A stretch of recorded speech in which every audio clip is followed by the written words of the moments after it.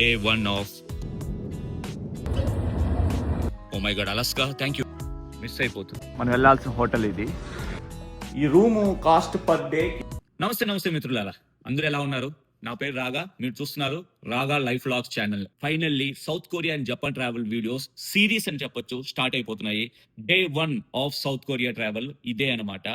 నేనేం చెప్తున్నానంటే కంప్లీట్ గా వీడియో చూడండి, కన్ఫర్మ్ గా మీకు నచ్చుతుంది. అండ్ ఫాలో వీడియోస్ కూడా సబ్స్క్రైబ్ చేసుకొని కొత్తగా చూస్తున్న వాళ్ళైతే ఛానల్ని ఫాలో కండి, సపోర్ట్ చేయండి.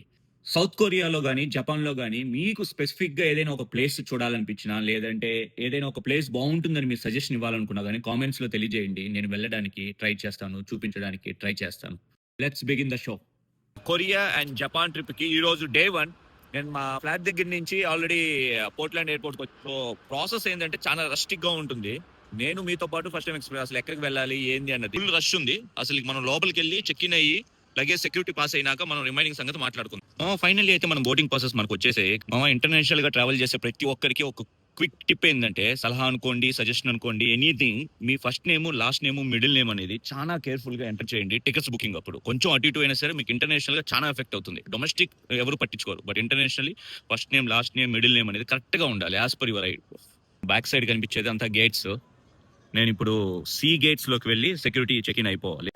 సెక్యూరిటీ చెక్ ఇన్ అయితే అయిపోయిందో లగేజ్ ఫ్రీ చేసేసుకుంటాము, క్యారీ ఆన్ లో ఫిట్ చేసేస్తాను. ఎందుకంటే 7 kgs కి మించిపోయినా కానీ ఇప్పుడు ATM problem. Day 1 of Korea trip. Security clearance అయిపోయాక ఎవరైనా సరే ఫస్ట్ చేయాల్సిన పని ఈ హోర్డింగ్స్ దగ్గరకు వచ్చి, డిస్ప్లేస్ దగ్గరకు వచ్చి, మన ఫ్లైట్ ఏ గేట్ ఎప్పుడు వస్తుంది, ఏమైనా చేంజెస్ ఉన్నాయని చెప్పి ఒకసారి చూసుకో. అక్కడ ఇక్కడ చూసుకుంటూ ఉన్నాం అనుకోండి, మిస్ అయిపోతుంది. ఇవన్నీ కావాలంటే షాప్స్, అవుట్లెట్స్ కావాలంటే మళ్ళా చూసుకోవచ్చు. మనకు కావాల్సింది ఫస్ట్ మనం ఏ గేట్ దగ్గరికి వెళ్ళాలి అన్నది ఇంపార్టెంట్. కోర్స్ లో రెస్టారెంట్స్ లో ఫుడ్ చాలా కాస్ట్ ఉంటుంది, కానీ ఇలా ఇట్లా ఫ్రీజర్ పాయింట్స్ ఉంటాయి. ఇలా ఫ్రీజర్ పాయింట్ లో శాండ్విచెస్ కానీ బన్ అండ్ బటర్ లాగా ఉంటాయి కదా, అవి ఎప్పుడు కూడా మన పాకెట్ ఫ్రెండ్లీగా ఉంటాయి అన్నమాట. సో ఫర్ ఇన్స్టెంట్ అది తీసుకొని అలా తినుకుంటూ వెళ్ళిపోవచ్చు. If at all me flights లో మీకు మీల్ సర్వీస్ లేదు అనుకుంటే, for example most of the domestic services లో మనం వీల్ ఆఫ్ చేసుకుంటే తప్పించి ఇవ్వరు. Same way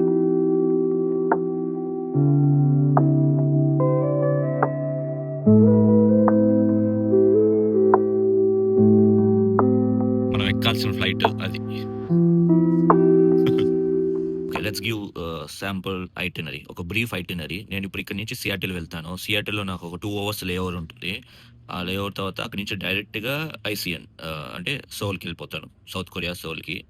maybe Saturday evening అవుతుంది అనుకుంటా, according to the South Korea time zone ప్రకారం. సో వెళ్ళి మన హోటల్ చెక్ ఇన్ అయ్యి వరకు డే 1 పెట్టడానికి ట్రై చేస్తాను. ఎటువంటి పర్సనల్ ల్యాప్టాప్ ఏం తీసుకెళ్ళలేదు, ఓన్లీ మొబైల్లోనే షాట్ చేసి మొబైల్లోనే ట్రిమ్ అండ్ మన దాంట్లో ఎలాగో ఎడిట్స్ ఉండవు, అలాగే పోస్ట్ చేసేస్తాను. Let's see. మనం ఇప్పుడు ఫ్లైట్లోకి ఎక్కబోతున్నాం. సియాటిల్ అయితే వచ్చేసాము.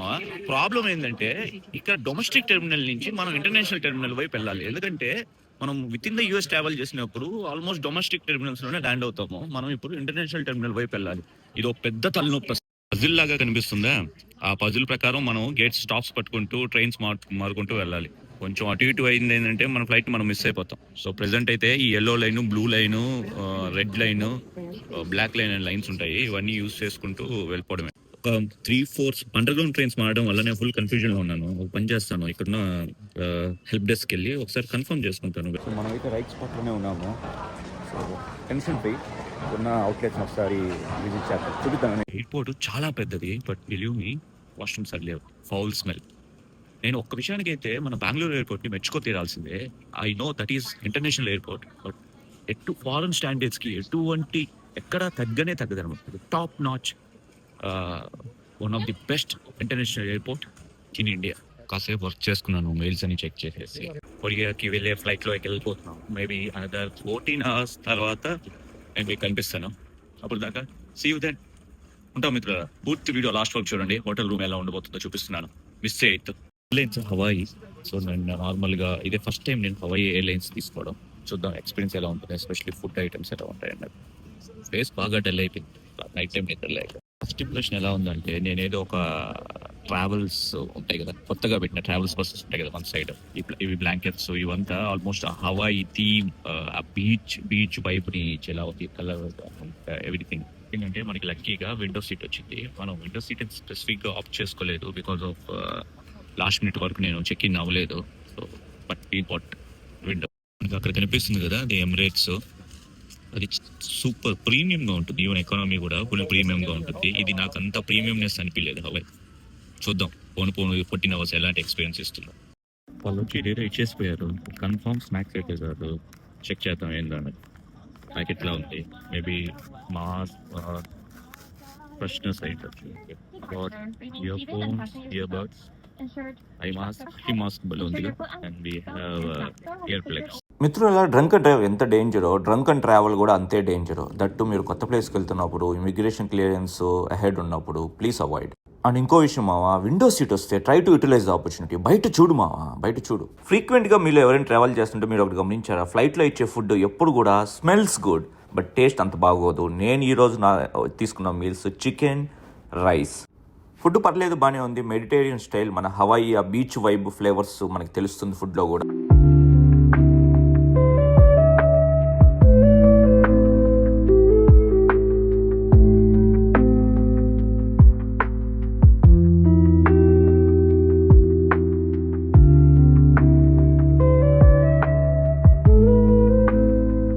ఇప్పుడే ఐసిఎన్లో ల్యాండ్ అయ్యాను.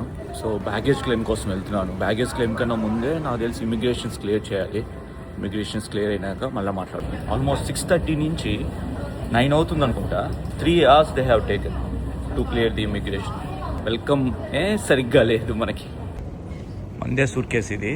నా దగ్గర ఒక $40 ఉంటే, మన ఇండియన్ డబ్బులో 3,700 అట్లా ఉంటే దాన్ని కొరియన్ వన్స్లో కన్వర్ట్ చేశాను. నాకు 56,280 రూపాయలు, ఐ మీన్ 56,280 ఓన్స్ వచ్చింది కొరియన్ కరెన్సీలో. పెద్ద నెంబర్స్ ఇక్కడంతా. ఇది మనకి ఇక్కడ కొన్ని లోకల్ బస్సెస్ కానీ అక్కడ టీ కార్డ్స్ తీసుకోవాలి. దానికి క్యాష్ మాత్రమే ఇచ్చి రీఛార్జ్ చేసుకోవాలి. నెక్స్ట్ వీడియోస్లో మాట్లాడతాను. ఇప్పుడు ఏంటంటే ఇక్కడ నుంచి హోటల్ వెళ్ళాలి. మనకి 2 ఆప్షన్స్ ఉంటాయి. ఒకటి బస్, 2 వచ్చేసి క్యాబ్. సో బస్ చెక్ చేద్దాం ఫస్ట్. బస్ అవైలబుల్ రెడీగా ఉందంటే బస్లో వెళ్ళిపోదాం. సో ఇంగ్లీష్ సెలెక్ట్ చేసుకొని పర్చేస్ టికెట్ మనం ఎక్కడికి వెళ్ళాలో అన్నది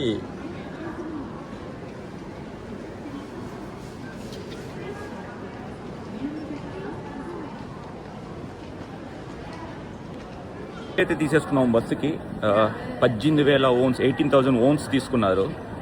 18,000 ఓన్స్ ఎంత ఇండియాలో కరెన్సీలో ఎంత ఒకసారి ఎవరైనా క్యాలిక్యులేట్ చేసి కింద కామెంట్ చేయండి. 7A3కి వెళ్ళాలి మనము.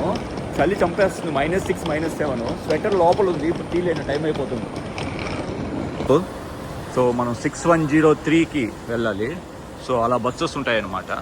అలా బస్సు ఎక్కి ఒక 1 hour పడుతుంది.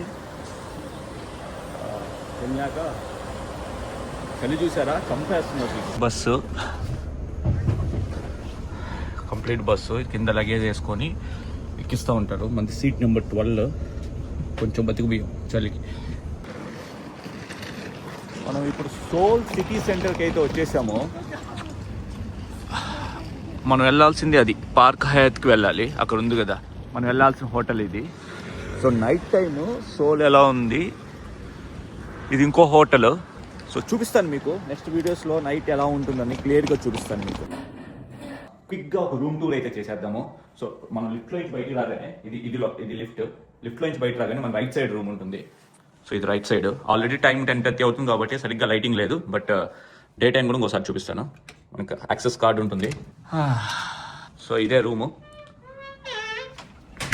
సో లివింగ్ కమ్ బెడ్రూమ్ ఇదే అనమాట. సో మనం వర్క్ చేసుకోవడానికి ఒక desk, TV unit with all coffee setup. మన లగేజ్ కూడా ఇక్కడే ఉంది, ఇంకా ఓపెన్ కూడా చేయలేదు. అన్నీ ఇట్స్ లాంగ్ ఫ్లైట్ కాబట్టి అలాగే ఉంది. దాని తర్వాత ఇటు నుంచి వెళ్తే మనకి దీని బ్యాక్ సైడ్ ఫ్రెష్ అవ్వడానికి వ్యానిటీ యూనిట్. సో దాని తర్వాత ఇది వాష్రూమ్. బాగుంది, సింపుల్గా విత్ ఆల్ గ్లాసెస్. అండ్ ఇదైతే సూపర్, అసలుకి ఫుల్ న్యాచురల్ స్టోన్ టైప్ ఇచ్చాడు. ఫుల్ మనకి కొండల మధ్యలో ఉన్నట్టుగా ఒక బాత్ టబ్. అండ్ ఇది అంతా ఒక ఆర్కిటెక్చర్ డిజైన్ లాగా. ఫుల్ గ్లాస్ ఉంది. ఎక్కడ గ్లాస్ ఉంది ఎక్కడ ఓపెన్ ఉందో తెలియట్లేదు. గుద్దుకొని పడిపోతామేమో అనిపిస్తుంది. సో కానీ ఈ రూమ్లో అన్నిటికైనా సూపర్ ఉండే, చూపిస్తాను చూడండి. ఇప్పుడు ఇది నైట్ టైం కాబట్టి ఇలా ఉంది. లైటింగ్ కూడా ఇక్కడంతా వీళ్ళు soft lights, warm lights use చేస్తారు కాబట్టి అంత మేబీ అంత ఎగ్జాక్ట్ కనబడట్లేదేమో. బట్ నేను చూపిస్తాను ఇప్పుడు. Blackouts. ఇదే మన రూమ్ వ్యూ. నెక్స్ట్ 8 days మనం ఇక్కడే ఉండబోతాం. ఈ రూము కాస్ట్ పర్ డేకి మన ఇండియన్ కరెన్సీలో అయితే 42,000, 42,000 అక్షరాల, బ్రేక్ఫాస్ట్ ఇంక్లూడెడ్ అనమాట. అగైన్ కార్పొరేట్ బుకింగ్ కాబట్టి అలాగే ఉంటాయి. ఇంతటితో బ్లాగ్ నేను చేస్తున్నాను. స్పెసిఫిక్గా నేను యాక్చువల్లీ ఏమంటున్నానంటే ఇంకా కొంచెం ముందుగానే వచ్చేస్తామేమో, 8 కల్లా వచ్చేస్తాము, అలా బయటికి వెళ్ళాలా ఒక క్విక్ వ్యూ చూపిద్దాం మీ అందరికీ అనుకున్నాను. కానీ ఆల్రెడీ 11 అవుతుంది టైము. సో ఏమున్నా రేపు చూద్దాం. ఓకే, డే 1 చూసిన వాళ్ళందరికీ థ్యాంక్స్. ఫాలో అవ్వకండి.